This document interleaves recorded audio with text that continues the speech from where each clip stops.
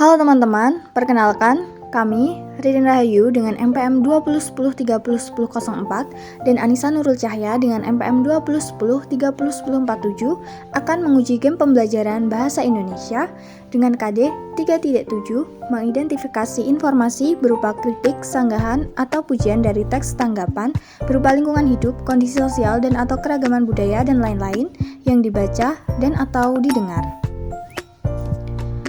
Kami menggunakan media game dari web WordWall dengan jenis game Random Wheels.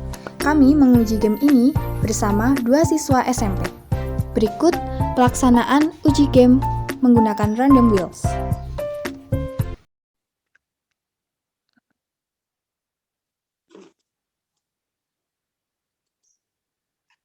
Assalamualaikum warahmatullahi wabarakatuh. Selamat pagi adik-adik semua.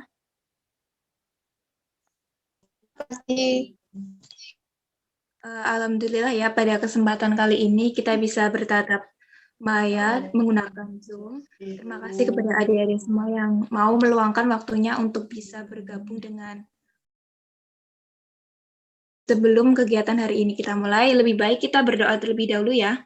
Berdoa menurut kepercayaan masing-masing. Berdoa dimulai.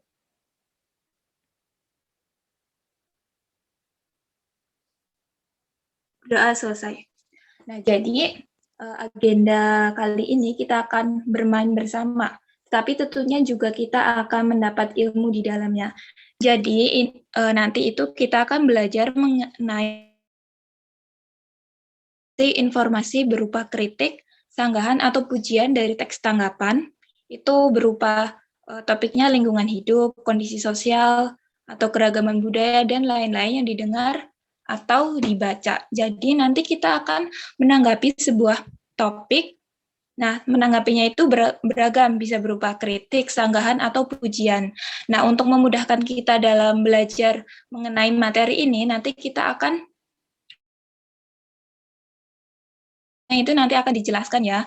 Mungkin kita akan mencontohkan terlebih dahulu mengenai teks yang akan kita pelajari. Atau contoh dari menanggapi sebuah topiknya. Next, Mbak.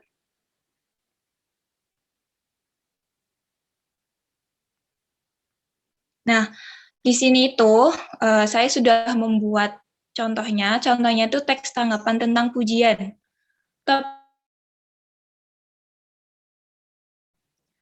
Dan sapa. Nah, topiknya itu berupa senyum, salam, dan sapa. Nanti akan saya beri deskripsi ya, seperti yang ada di sini. Nah, deskripsinya untuk ini itu SMP Duta memiliki kegiatan yang cukup menarik dan menyenangkan setiap pagi di pintu gerbang sekolah. Semua guru menyambut kehadiran para siswa dengan penuh keceriaan. Senyum para guru mengembang ketika menyambut mereka. Kemudian para siswa pun mengucapkan salam dan mencium tangan para guru sebagai penghormatan. Situasi keceriaan itu sudah berlangsung sejak setahun yang lalu. Next, Mbak.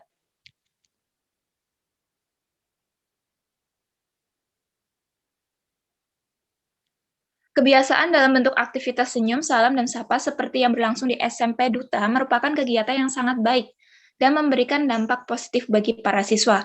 Selain berakibat datang ke sekolah tepat waktu, mereka juga merasakan keceriaan sebelum mengikuti aktivitas pembelajaran di kelas. Situasi ini menciptakan suasana yang akrab antara guru dan siswa. Jadi, kegiatan pagi-pagi di SMP Duta yang cukup kreatif dan menarik ini layak dijadikan contoh sekolah-sekolah yang lain. Nah, jadi dari topik yang sudah saya bacakan itu, saya sebutkan itu, kita memberi tanggapan. Contohnya, tanggapannya itu berupa pujian. Nah,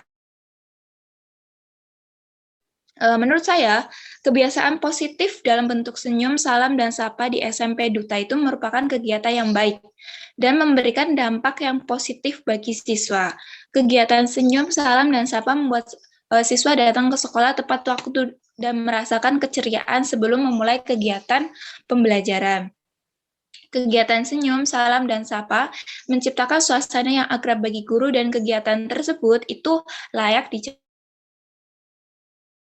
sekolah lain. Nah, itu berupa tanggapan pujian untuk topik yang tadi. Nah, untuk lebih meyakinkan kita untuk lebih kita memahami materi ini, nanti akan ada media games yang akan menemani kita untuk belajar kali ini. Nah, media gamesnya ini berupa random wheels. Jadi itu seperti ada roda, seperti ada putaran, nanti akan diputar dan akan berhenti pada salah satu topik.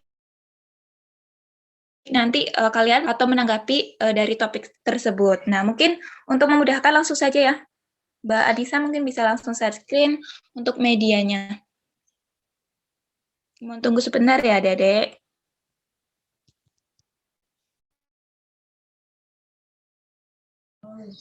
Ya, Kak.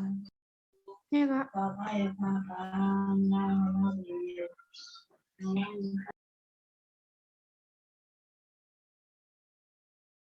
Seperti itu medianya. Mungkin langsung start saja, Mbak. Oh ya, untuk yang pertama mungkin mau siapa dulu? Julia atau Anida?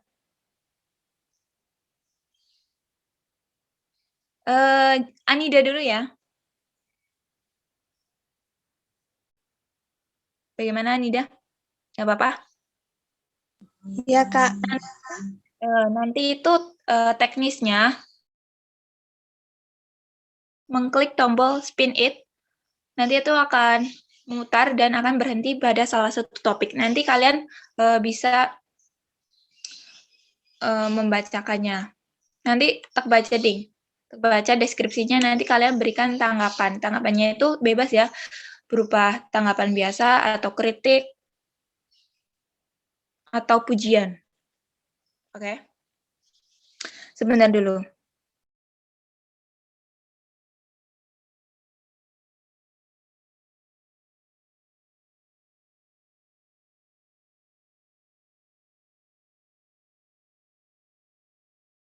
Oke, langsung saja mungkin bisa diputar. Untuk bagian Anida. Ternyata jatuh pada topik lunturnya nilai-nilai kebudayaan di era globalisasi. Untuk lebih memperjelas ya. Nah, jadi seiring perkembangan zaman di Indonesia yang pesat dan adanya arus globalisasi, nilai-nilai kebudayaan mulai terkikis karena tergerus oleh perkembangan zaman dan dampak dari arus globalisasi. Mengapa nilai-nilai kebudayaan di Indonesia mulai luntur? Karena banyaknya nilai-nilai kebudayaan Barat yang masuk ke dalam nilai-nilai kebudayaan Indonesia. Itu deskripsi dari topik tersebut. Bisa memberikan tanggapannya mengenai topik ini? Menurut kamu, dari pandangan kamu itu bagaimana? Kalau pendapat saya, semua peraturan dibentuk untuk ketertiban bersama. Jika suatu sekolah memang tidak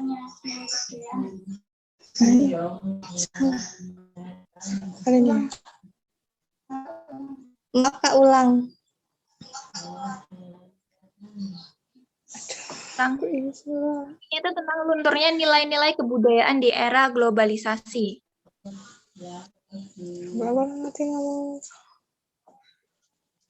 Ayo, nggak apa-apa. Ya.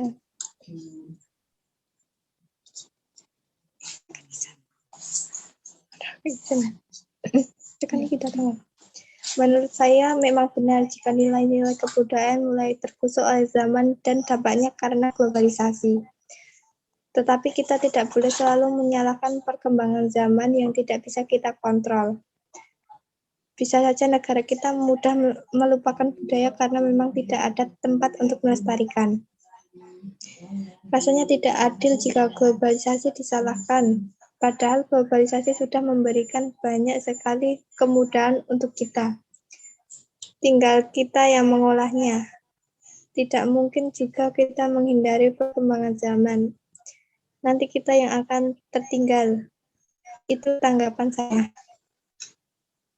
Oh iya, jadi menurut Mbak Anida itu mengenai lunturnya nilai-nilai kebudayaan itu tidak selalu karena globalisasi. Mungkin saja memang tidak ada wadah untuk melestarikan kebudayaan itu sendiri, dan nggak bisa kalau misalkan kita hidup itu tanpa adanya perkembangan zaman atau globalisasi. Jadi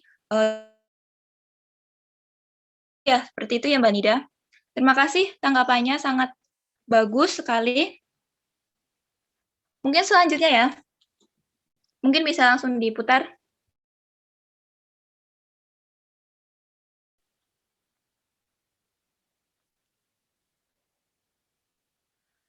Nah, itu tinggal 2 topik.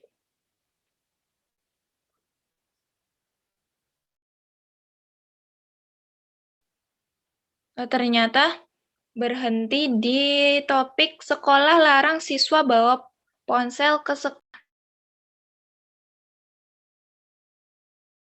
Saya akan membacakan deskripsinya ya untuk memperjelas tanggapannya.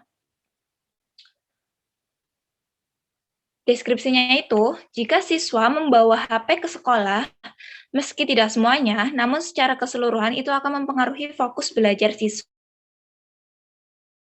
Mengambil resiko jika seandainya ponsel siswa itu tersebut hilang di lingkungan sekolah, maka akan menjadi tanggung jawab sekolahnya, dan akhirnya baik guru maupun siswa menjadi terganggu dalam proses belajar mengajar. Itu topiknya dan deskripsinya. Untuk Mbak Julia ya, mungkin bisa menanggapi mengenai topik tersebut, apakah kamu setuju kalau misalkan sekolah itu melarang siswa bawa ponsel ke sekolah?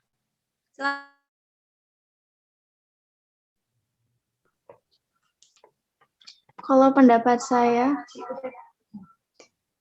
semua peraturan yang dibentuk untuk ketertiban bersama, jika suatu sekolah memang tidak mengizinkan siswanya membawa handphone, mungkin karena siswanya sudah diatur.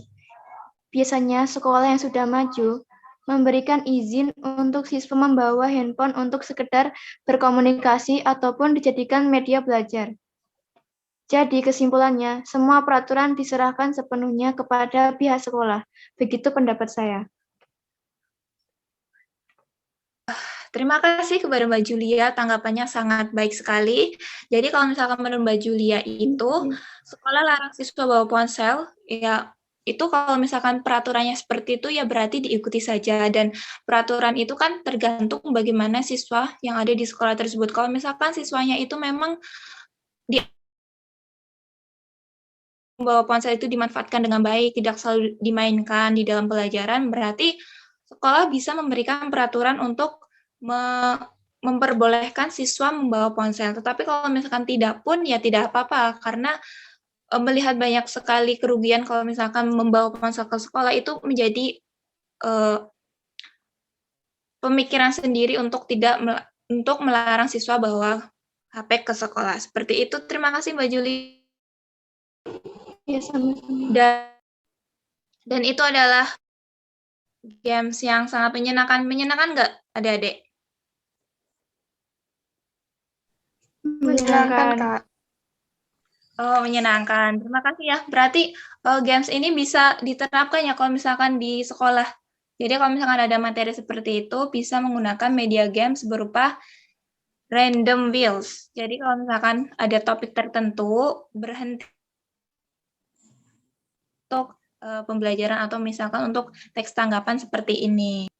Kan di dalam pembelajaran di sekolah. Terima kasih ya adik-adik telah meluangkan waktunya untuk menjadi audiens pada kegiatan kali ini. Terima kasih, semoga dilakukan urusannya ketika di sekolah. Semoga bisa belajar dengan baik dan selalu diberikan kesehatan. Terima kasih. Saya akhiri. Wassalamualaikum warahmatullahi wabarakatuh.